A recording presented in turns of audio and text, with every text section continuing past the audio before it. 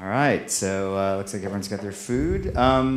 So it's a really great pleasure for me today to be introducing Sharon Nuñez to you all. She's the founder and president of a group called Animal Equality that was founded 12 years ago in Spain and are now have offices in 8 countries and are working in China as well. And they recently were named one of Animal Charity Evaluator's top 3 charities for a second year. And some of you may have seen them on campus before with their iAnimal project. It's this virtual reality experience that takes you into different scenarios and environments to actually see things as an animal would see them. And it's a remarkable way of generating a sort of empathetic response. But I first met Sharon 4 years ago at a farmed animal advocacy retreat. And right when she was getting ready to come here with Jose Valle, who she runs the organization with, and they were going to start a U.S. office. And just seeing the enthusiasm they had and the approach, and then getting to know her better over the years, and then later seeing her at the Animal Rights Conference, where she was talking about how to run an effective organization. And, there can be a fair amount of drama with different animal protection groups, and at AR that sort of gets a little concentrated. But in her talk, she was talking about how at the time they had close to 50 employees, and they had almost 0 turnover in the previous 5 years. And she said, in her view, it all came down to treating your staff with kindness. And I think as of now, they've grown to nearly having about 80 people working for them and more on the way. And it just shows sort of the ethos of not only her approach generally to the world and to this work, but how to treat everyone around her better. So please join me in welcoming Sharon from Animal Equality. Thank you.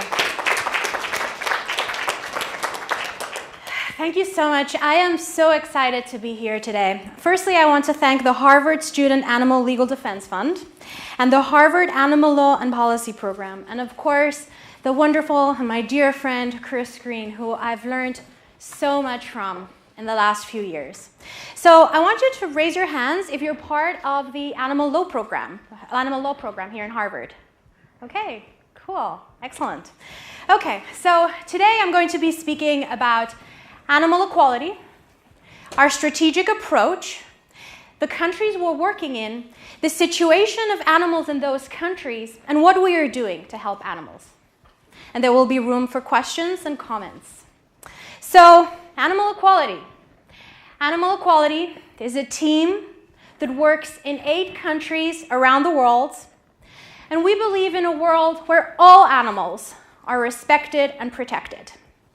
We're an international organization, and we work with society, governments, and companies to end cruelty to farmed animals. Animal equality is focused on farmed animals, animals that are raised and killed for food. Over 56 billion farmed animals are raised and killed for food every year, and they endure the most harrowing lives. Their lives are brutal, and their deaths are even worse. And this number, 56 billion, doesn't even include fish or other sea creatures that are counted by the tons. So, Animal Equality is an effective altruist organization. We want that every person that works at our organization, we're currently a team of over 70 people worldwide, every volunteer that volunteers at Animal Equality, or every person that gives $1 to the organization is assured that we are doing what we can to reduce as much suffering as possible. That is why we focus on farmed animals. If we look at this graphic, we can see the number of animals that are raised and killed for food in the United States. We can see that the numbers are not comparable to the animals that are raised and killed in shelters, for clothing, or in labs. Unfortunately, if we compare this with the attention and the money these animals get, we can see that there is a vast difference. Of course, for us, all animals are important. All animals are individual sentient beings. They all deserve respect and consideration. That is why it is our mission to spare as many as possible. If we look at the number of land animals killed annually by the average American consumer, we can see that over 94% of those animals are chickens. Again, this leaves out fish, the biggest victims of our consumption.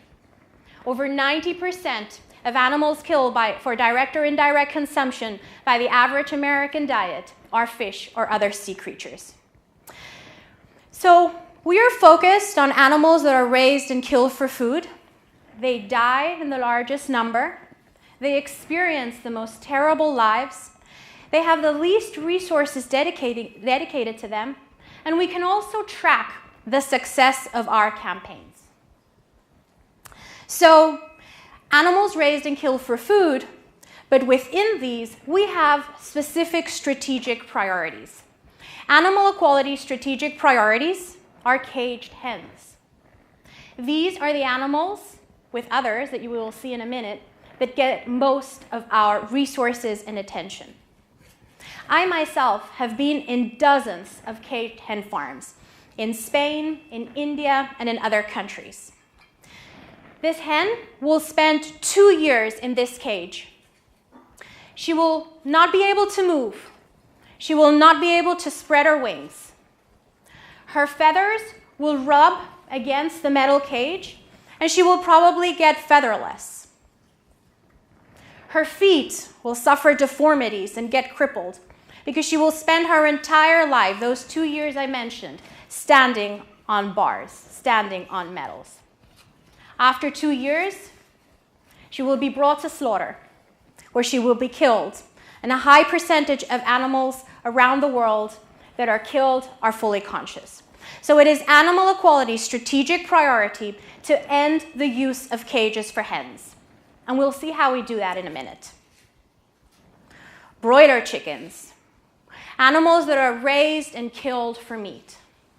As we saw, 90% of the animals, of the land animals that are raised and killed for meat around the world, but most specifically in the United States, are chickens. For these animals, their body is their cage. They are selectively bred to grow so fast in such a short period of time that, like this fellow, they cripple and fall because of the weight of their own body. Most of them die because they can't reach food or water at the farm. Actually, 5 times more chickens die in farms before reaching slaughter than if we combine all other forms of animal exploitation. So if we add up the animals that are raised and killed in labs, so for vivisection, for clothing, in shelters, that will be a number that will be 5 times lower than the amount of chickens that die in factory farms before reaching slaughter because of the condition. In the United States, this chicken will spend the 6 months of his life on litter. This litter is not changed, and the air is full of ammonia that makes it difficult for him to breathe. So it's animal equality's second animal that we're mostly focused on are chickens that are raised and killed for meat. And thirdly, of course, this is the amount of chickens that are being killed at this instance.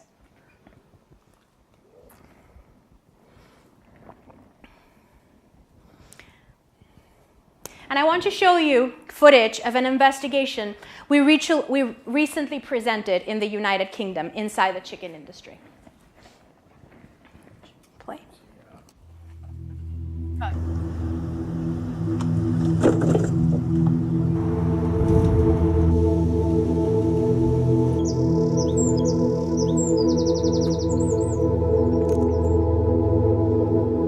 Yeah, I want to warn you, the footage is quite shocking.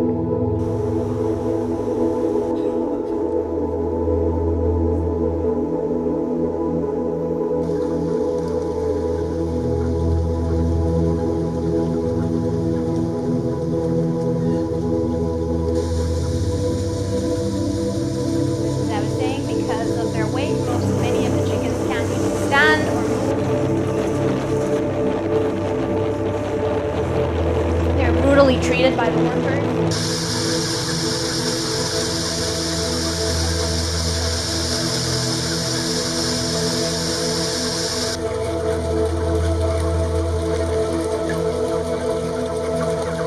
They suffer from heart problems because of their big weight.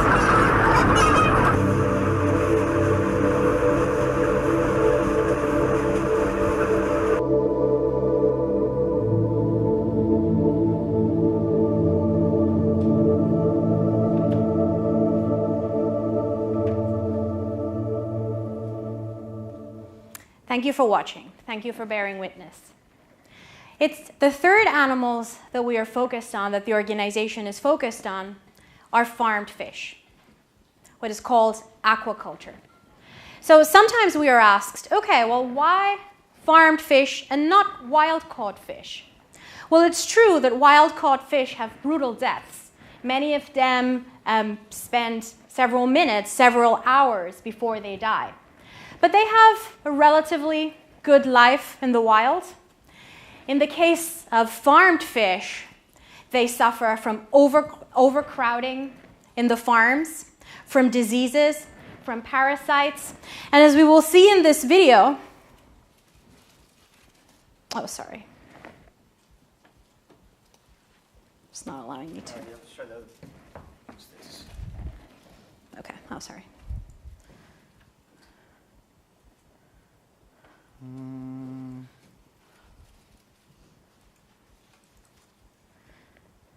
Okay, don't worry. Anyway, the video is not available. So this is a fish farm, I think it's in Vietnam. And basically there is tens of thousands of fish in this farm. The water is incredibly polluted. Now, the problem with pollution in water in fish farms is that fish gills are, they have been evolutionary selected so they can absorb more oxygen. So of course, the water pollution causes them tremendous problems. It is also filled with parasites and diseases. Actually, with this photo that I showed you before, this fish is being eaten alive at a fish farm by parasites.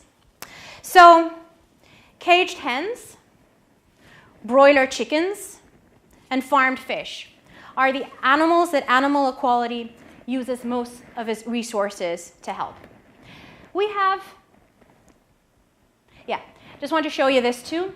So at the moment, we can see that aquaculture, well, this was in 2010, the amount of animals that were fish farmed, or fish that were fish farmed, was a little bit smaller. It was smaller than the animals that were caught in wild fisheries. But if we look at the trend by 2050, we can see a significant increase in aquaculture. Okay, so as I said, caged hens, broiler chickens, and fish farms, farmed fish. What are our strategic priorities? They are our strategic priorities, but what is our focus? These are our strategic lines. Animal Equality focuses on corporate outreach. So we work with companies to try to get them to eliminate some of the worst forms of cruelty, usually from their supply system. We are currently focused on ending cages for hens from the supply system of many companies around the world. And we also work with companies to try to get them to introduce more plant-based products and meat alternatives. Legislation. So we work with governments around the world to try to get them to introduce better laws for animals. And we also work getting them to enforce the laws that already exist. Education. We educate the public. And we not only motivate them, we not only show them how they can help animals, but we also tell them and show them how they can do it. And investigations. Investigations feed into all of our strategic lines. Thanks to all this, as Chris mentioned, Animal Equality was considered this year a top charity by animal charity evaluators. We are considered one of the most effective charities in the world. Okay, so Animal Equality works around the world to reduce the suffering of animals. We are currently working in 4 European countries, in India, in Brazil, in the US, and Mexico. I want to show you the situation of these animals around the world, and I want to specifically show you the work we are doing to help these animals. Okay, of course, Europe isn't a country, as you can see in this graphic, but Animal Equality is working in 5 of the countries that have more million live farmed animals at this moment. We are working in 4 European countries, the United States, India, Brazil, and Mexico. So, India. India is the 3rd country in the world with the largest amount of farmed animals. At this very moment, I just came back from India. I was there 2 weeks ago. I was in a city called Pune and in a city called Udaipur. In India at this very moment, there is 300 million cows and buffaloes alive. When you walk around the streets of India, you see cows, you see buffaloes. As many as you probably know, the slaughter of cows and calves is prohibited. But this causes big animal welfare problems. There's not only the abuse of the dairy industry. A percentage of Indian population is vegetarian, but very few people are vegan. Most people, most families consume dairy products. And when you walk in the streets of India, you can see the cows and the cows, and they're eating plastic. They get hit by cars. They're not put down because it's against the law. And they don't receive any veterinary care. There was recently a story in the media that they had found 40 pounds of plastic in the stomach of a cow. And this happens because cows aren't like dogs or other animals. When they're eating, and they usually are eating the rubbish in the streets, they can't tell the difference between plastic. They're not able to differentiate, and it ends up in their system. In India, the Provincial-Cruelty to Animals Act exists, and that protects animals to a certain extent. For example, it prohibits the use of battery cages. The big problem in India is enforcement. I myself have been in battery caged farms, hen farms in India, and most of them were battery caged. It is calculated by Compassion in World Farming that 78% of the hens in India are currently living in cage systems. India banned dolphin captivity in 2013. And as I mentioned, one of the big problems in the country is enforcement. So a lot of us, think about India as the land of vegetarians. And it is. It's the country in the world with the most vegetarians, with 35 to 40% of the population being vegetarian. But meat consumption is growing, especially poultry meat consumption. This is a map of the countries that are going to be increasing or growing their demand for poultry meat by 2030. As you can see, India is the country in the world that will most increase their demand for poultry meat. When I was in India last year, I sat down with a group of students and I asked them about their dietary habits. And they told me that all of them ate meat. And I asked why. And they said, well, our parents are vegetarian, but we don't really think that we think that we need the protein, and we think that it's cool to eat meat. So that is one of the big things that is happening in India, is that younger populations, the younger people, are eating more meat. They're generally not eating meat like in the West. An average Indian family would eat maybe meat once a week, but still, we can see what this is going to mean for animals from here to 2030. So what is animal equality doing in India? Well, first, legislation. It's a great country because there is an interest in animal welfare. The Prime Minister of India himself is vegetarian. So Animal Equality did an investigation into foie gras farms in France, Spain, and Italy in 2012. And our executive director in India took this footage to the Indian government. And thanks to that, we managed to help ban the importation of foie gras in the country. India became the first country in the world to ban the importation of this product. We are now working with the government to get new rules for hens and chickens in the country, also after one of our investigations. These rules aren't perfect, but they provide recommendations on things like veterinary care, the amount of chickens that should be in the farms, etc. Investigations. So investigations is one of our key focuses. Since the founding of Animal Equality, we have investigated over 700 facilities, animal facilities around the world. In India, Animal Equality presented the first dairy investigation with our team of investigators there visiting over 140 dairy farms.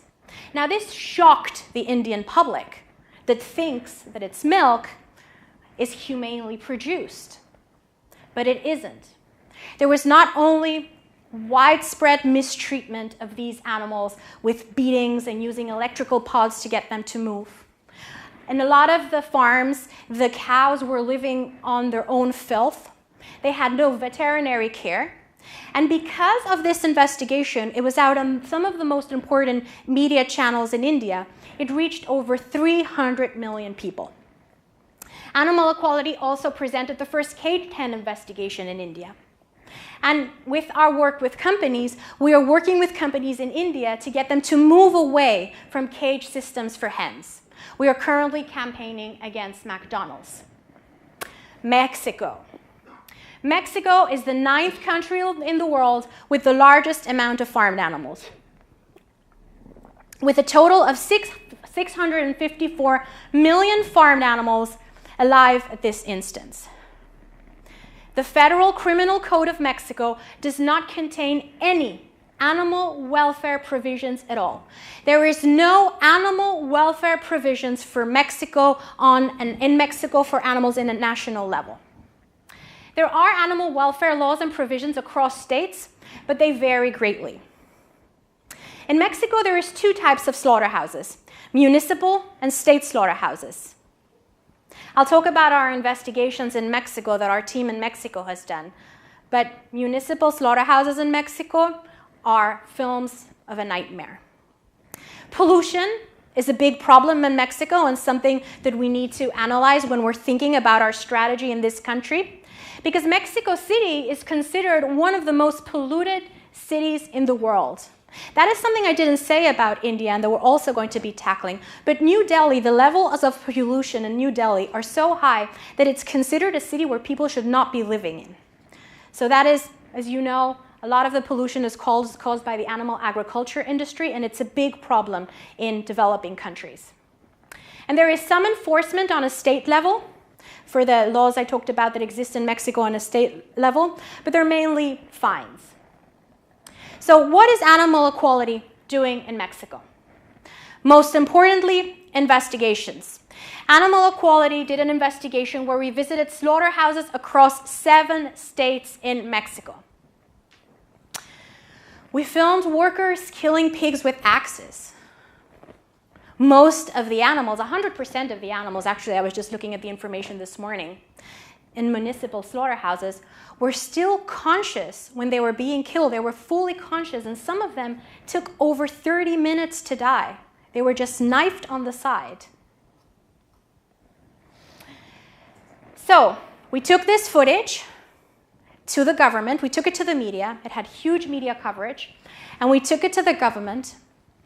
And Animal Equality introduced, with the Senator Viva Gastelum from the party in government in Mexico, key legislation, or we helped introduce key legislation. It hasn't been passed by Congress, yes, but it was introduced in the Senate, that would make it a crime to abuse animals in Mexico.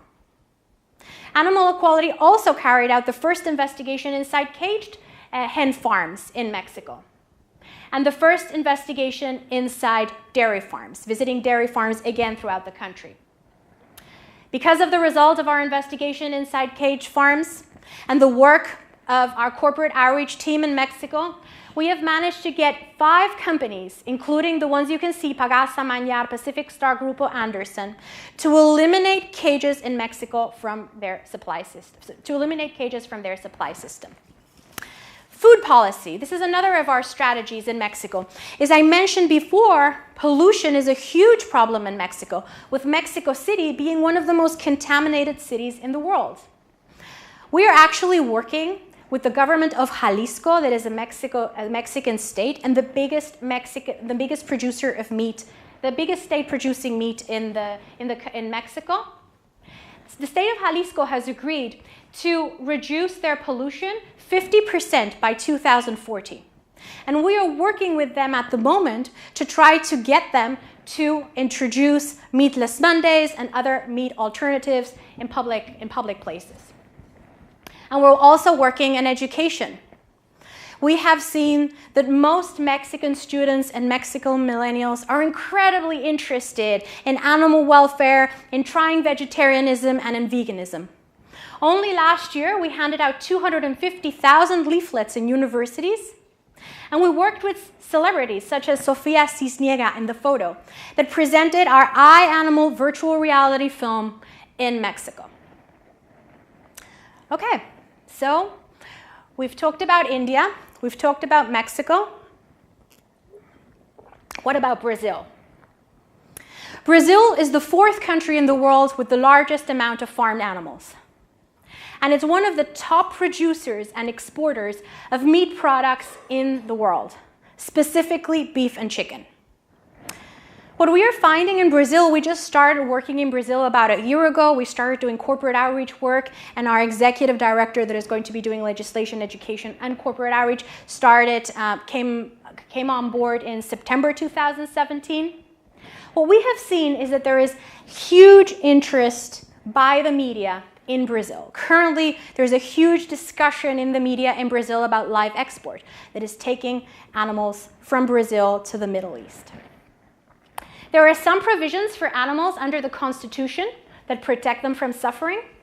And there is good news, especially in Sao Paulo. That's where we have our head office. Sao Paulo banned the testing of animals for cosmetics in 2014, becoming the first state in Latin America to ban this. And of course, there's the Amazon that is being destroyed because the land is being used to create crops to feed animals that then feed people. Okay, so what is animal equality doing in Brazil? Well, corporate outreach in Brazil, working with companies to try to get them to eliminate cages for hens from their supply system, has been an incredible success. We have won 17 policies in the country. We have gotten the biggest meat company in the world, GBS, to eliminate cages from their supply system. Animal Equality presented the first ever investigation inside caged farms in Brazil. And we are currently working with politicians to try to get a ban for cages for hens. And the European Union, that is where I'm from. I'm half Irish and half Spanish, and I've spent most of my life in Spain. So they say that the European Union is ahead of other countries or ahead of other continents when it comes to animal welfare. And it is, but it isn't. In the European Union, we have countries like Austria or the UK that are leading the way, banning fur farming, banning mutilations, and banning all cages for animals. But we also have countries like Spain, where bullfighting is still part of a tradition and the culture. In the European Union, there was a ban on battery cages. There's a trick to this, that even though battery cages were banned, they were substituted by enriched cages, which are cages for hens that are a little bit bigger, and the hens have a few perches, but basically the hens are living under the same conditions. And they banned gestation crates. Now, again, gestation crates are banned after the 4th week of the sow's pregnancy. And of course, there was a ban on veal crates in 2006, and there's big differences across the countries, as we have seen. So, animal equality started in Europe, and we're working in 4 countries. So what is animal equality doing in the European Union? First, corporate outreach. So we're working with companies in the European Union to eliminate cages for hens. And only in 1 year, only in 2017, we have gotten 22 companies to eliminate cages from their supply system. Companies like Grupo PAM, Baloco, Corte Inglés, they may not sound familiar to you, but they are some of the most important companies in Europe. Investigations. Throughout our 10 years in existence, we have visited over 700 animal exploitation facilities. And we have presented over 60 investigations in the European Union.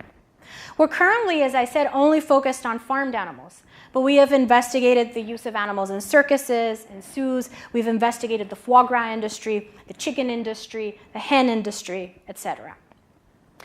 And there is a lot that can be done and that is being done at the European Parliament level. So Animal Equality was involved in an initiative last year. We worked with other groups, and we worked with a European parliamentarian called Stefan Eck. And we managed to get animal welfare improvements for over 370 million rabbits in Europe, Rabbit meat is highly consumed in countries like France, Italy, and Spain in Europe. And this law paves the way to ending cages for rabbits in Europe. Rabbits in Europe are kept in cages in very similar circumstances to hens. And we're currently involved in a campaign to end pig mutilations.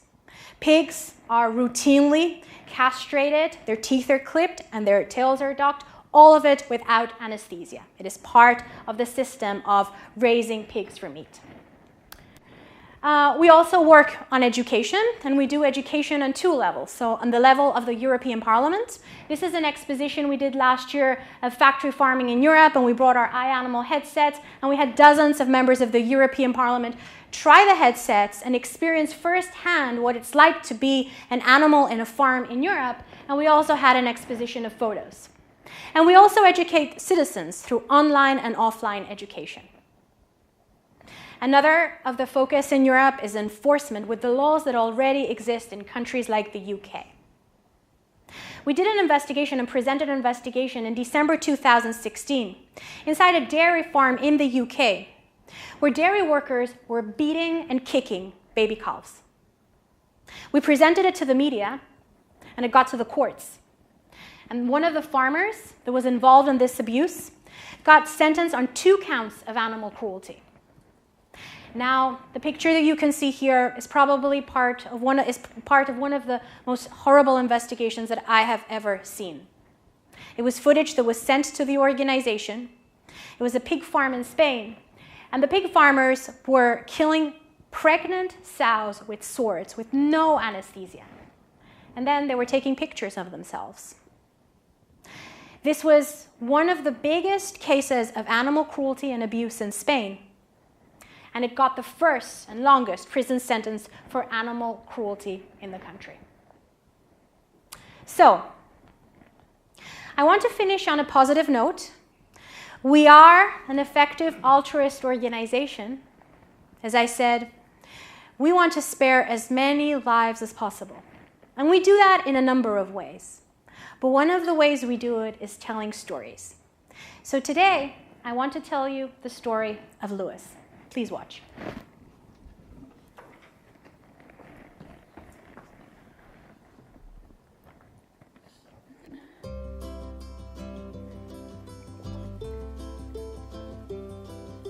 This is Louis.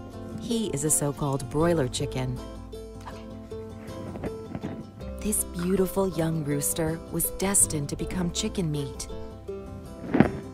But luckily, his fate took an unexpected turn.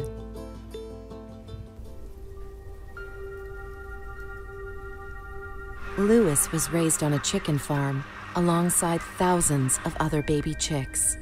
In modern factory farming, chickens like Louis are specifically bred to gain as much weight as possible. This extreme rapid growth results in cardiovascular problems, skin sores, and painful leg injuries. Due to the horrible living conditions, many of the birds die inside these farms. Others are killed by farm workers. Undercover footage taken by animal equality investigators tells the story of weak, sick, or injured chicks who are systematically being crushed, beaten to death, or discarded alive in German chicken farms. This would have been the fate of Louis and his 3 brothers. Their legs couldn't cope with the weight of their own bodies anymore. In farms like these, that is a death sentence. Animal equality investigators decided to rescue the injured chicks and give them the chance of a new life. The chicks were exhausted and dehydrated. They were brought to a sanctuary where they were taken care of and nursed for several weeks. Thanks to the love and care they received, Louis and his brothers are fully recovered.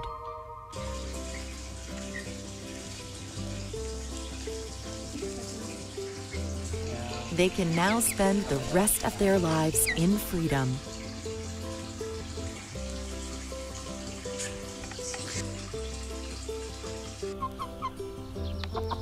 Louis has become a proud young rooster.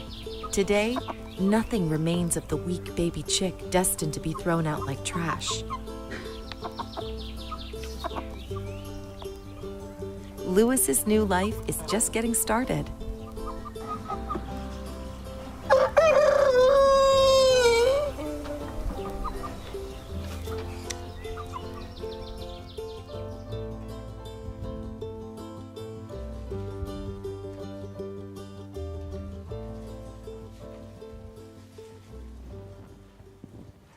Thank you for watching, and I want to end with two important resources. Oops, no, not Lewis again. Here. I want to end with two important resources.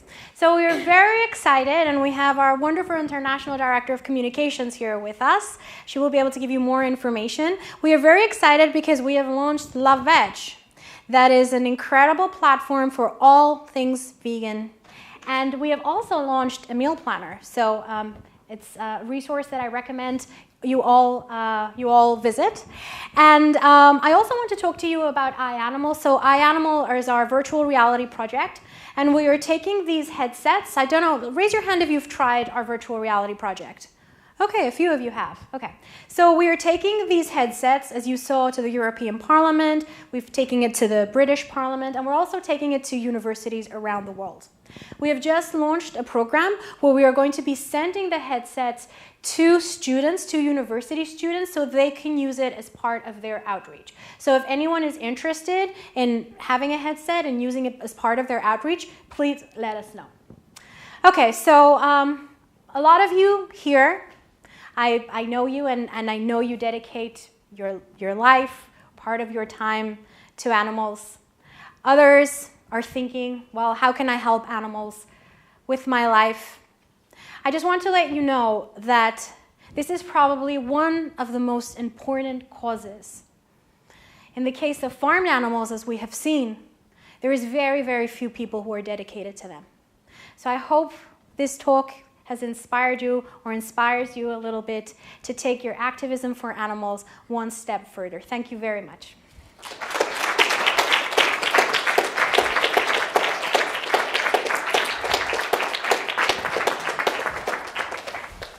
Questions? We've got time for questions. If please raise your hand and wait till the mic comes around so we can get you recorded. Thank you. I'm just curious, how do you get permission to go into these factories and film?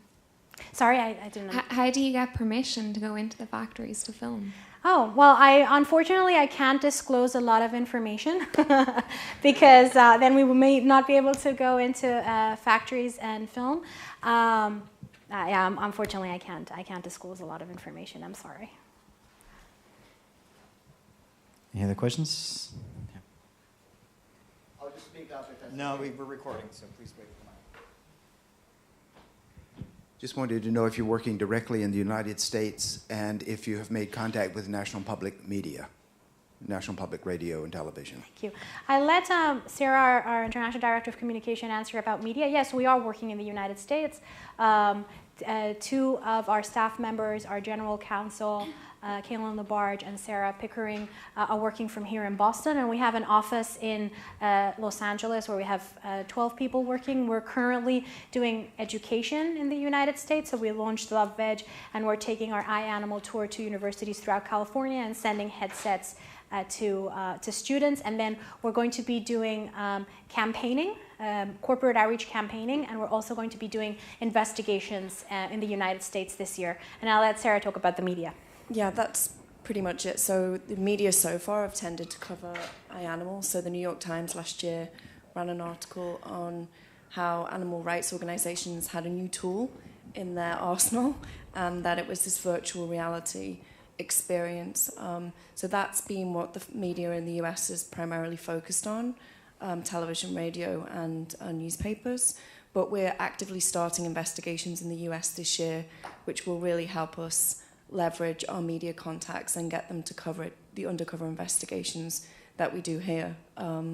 But some media in the US have covered investigations that we've done elsewhere, usually when there's a link to a company or a supply chain that comes into the US, and we can make that connection to get coverage.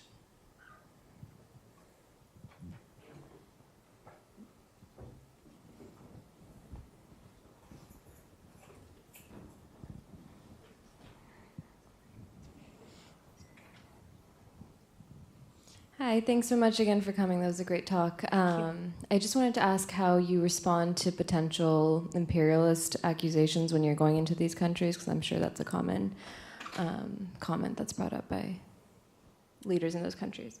Sure. So yeah, that is a great question. So first of all, we have a team of 12 international directors who basically set the strategy plan, and that includes people from 13 different countries. So all of our directors are heavily involved in the decision making, the strategy, and the goals of the organization. We have executive directors that are local in each one of these countries, and these executive directors are empowered to do the work in their countries. So they set their goals based on our strategy plan.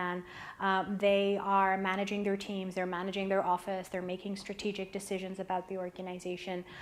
So our investigations are done by local teams, and then when there is a strategic discussion, we are always listening to our executive directors. I mean, we wouldn't be a successful animal organization if it weren't because we trust and we listen to our directors. There's no way that someone in the US or in Europe can come up with these strategies.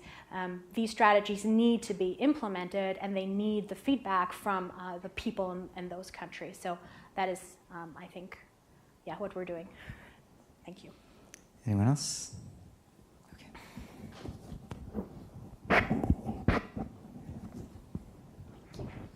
Thank you so much for speaking about your work. I really admire what you do. Thank you. Your focus on your three main animals that you're focusing on, it sounds very similar to what the Humane League does. Mm-hmm. Do you have any collaborations or?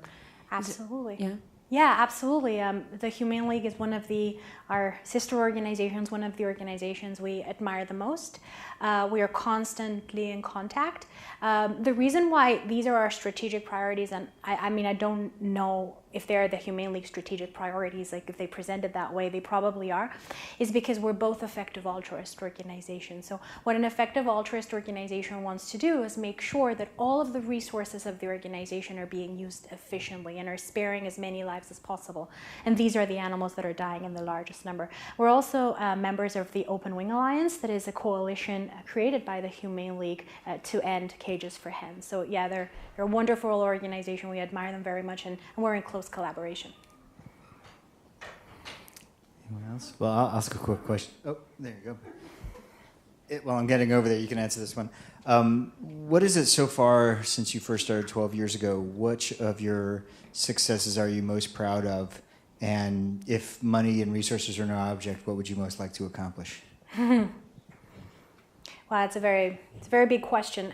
So I think that what the organization and what I'm most proud of is the team we've put together. I think that, I feel we have an incredible team with experts in their field, experts in the different countries, and that are who are completely dedicated and committed to saving animals. I think that putting this incredible team of people in the room and having them all in the same organization is very unique. So that is not one of my accomplishments. That's something I've helped, but it's mostly because of the organization and because of them. And then your second question was, so if money weren't an impediment, I think that it's very important for organizations to start looking at China.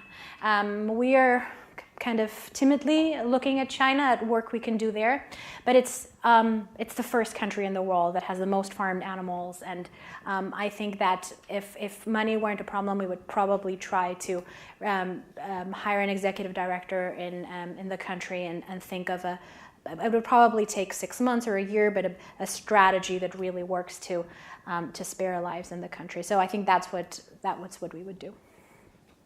So I have a question about redundancy, and I'd like to know your attitude toward it. Sure. Things like factory farm investigations are nothing new, right? Yeah. So is it important to continue to do them, or should there? And the virtual reality is sort of a new technology, right? Yeah. But I'm just wondering if there's any point in animal protection agencies getting together and deciding not to repeat what has already been done, but possibly to just provide a greater space for the information that has already become available. That is a very important question, and yes, you're absolutely right. And we are already in conversation with a lot of organizations to make sure that there's no redundancy. So, for example, in some of our European countries, we're constantly meeting organizations in those countries to make sure that we're doing different investigations, that we're not presenting investigations at the same time, and that there's space between investigations. Having said that, I think that investigations, and specifically farmed animal investigations, is one of the most powerful tools that we have in our toolbox to help animals. And I think that even if out of every 10 investigations we do, 2 don't get a lot of media attention and 2 are redundant, the truth is that when we are doing investigations like in India and dairy farms that gets 300 million reach in the media, or in Spain, we just presented an investigation with the Michael Moore of Spain, one of the most important journalists in the country, and we went undercover with him, and this has sparked one of the biggest food scandals in the country. This does not happen when we're talking about, I don't know, in my experience, this happens when there is footage of inside the farms. So I think that there is maybe the risk of some redundancy. It can be solved to a great extent with a lot of communication with other organizations, and we try to do that, and I think we're doing that quite well.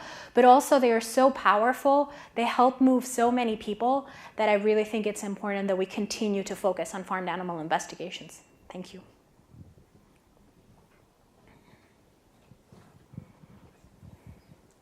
Thank you for a really fantastic talk, and thank you for all that you do. Thank you. I'm interested to hear what you think lawyers can best do to support the work of your organisation, in addition to donating to support the work you do around the world. Thank you so much. I will let our Kaylin Labarge, who's our general counsel, answer that question if she doesn't mind.